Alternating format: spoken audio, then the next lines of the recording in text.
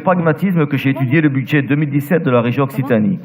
En effet, ce ne sont guère après tout que des sommes que l'on aligne les unes derrière les autres dans des postes budgétaires précis. Et si nous sommes capables, comme lors de la dernière commission des sports, de dépenser plus de 5 millions d'euros en 20 minutes de temps montre en main, je ne vais donc pas vous faire perdre tout votre temps aujourd'hui pour 3,5 milliards d'euros, toutes sections confondues. En outre, hormis peut-être mes camarades qui me prêteront un peu d'attention, nombreux de vos élus n'auront que faire de mon intervention et passeront ces 5 minutes qui me sont accordées à tapoter sur leur portable. Quant à moi, je me serais époumoné en vain à vouloir décortiquer ces postes budgétaires et commenter éventuellement quelques ratios. Alors après tout, qu'importe la forte augmentation de 28,3% des dépenses prévisionnelles de fonctionnement sur ce budget 2017, plus de 492 millions d'euros. La loi NOTRe nous permettra, paraît-il, de réduire nos dépenses dans l'avenir. Qu'importe aussi l'augmentation de près de 15 millions d'euros des prévisions des charges de personnel et surtout du nombre important d'agents territoriaux en Occitanie, plus de 6 800. Cela représente après tout à peine 13% des charges de fonctionnement réelles, hors satellite bien évidemment. Qu'importe également la diminution conséquente de la prévision de l'autofinancement net en 2017, cela ne freinera pas plus vos gabegies. En 2015, les deux régions Languedoc-Roussillon et Midi-Pyrénées réunies avaient cependant dégagé un autofinancement net de 374 millions d'euros.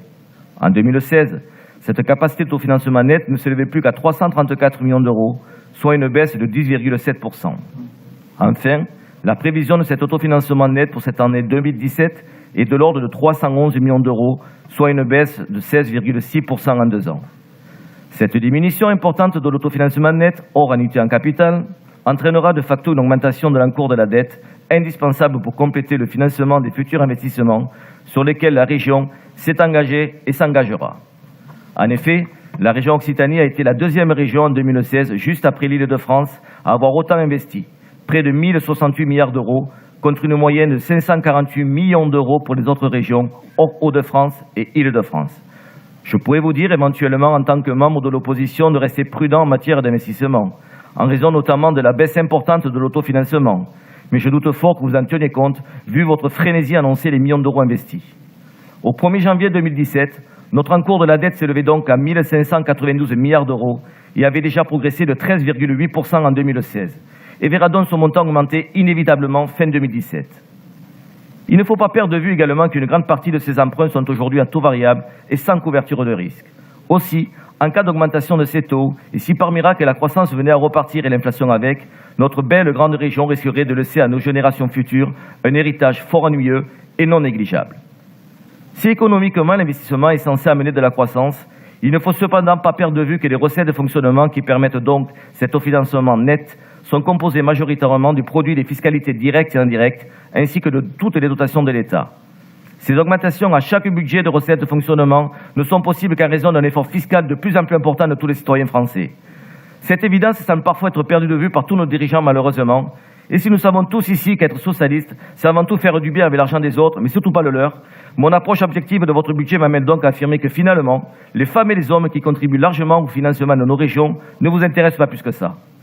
Après tout, qu'importe alors que les prévisions des recettes budgétaires de la fiscalité directe aient augmenté de 285 millions d'euros cette année, soit près de 44,71%.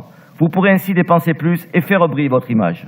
Pourtant, derrière ces sommes astronomiques dépensées bien souvent en un clin d'œil, se cachent les efforts financiers importants de bon nombre de Français, qui souffrent financièrement tout le long de l'année et qui ont bien souvent du mal à joindre les deux bouts.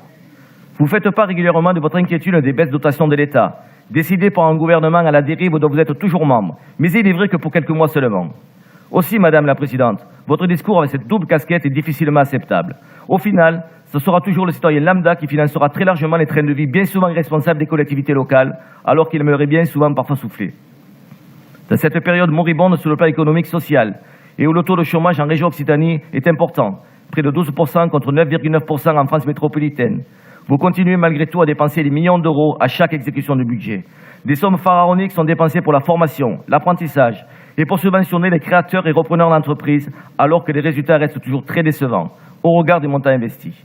Les gros efforts financiers que tous les Français font ainsi devraient logiquement permettre à nos jeunes et à nos moins jeunes d'être donc plus aptes à trouver rapidement un emploi et aux entreprises de créer des emplois. Or, le résultat n'est guère à la hauteur de vos investissements, car tout compte fait, ces derniers ne sont comme pare-feu servant à cacher localement l'absence de véritable politique économique, vous positionnant comme le simple relais d'un gouvernement atone qui peine à trouver des solutions.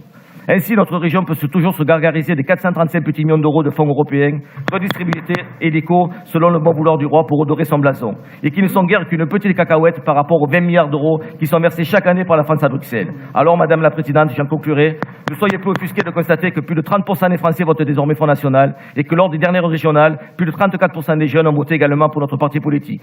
Ne vous en déplaise, du haut de votre balcon doré et de vos mandats cumulés. Merci Madame la Présidente.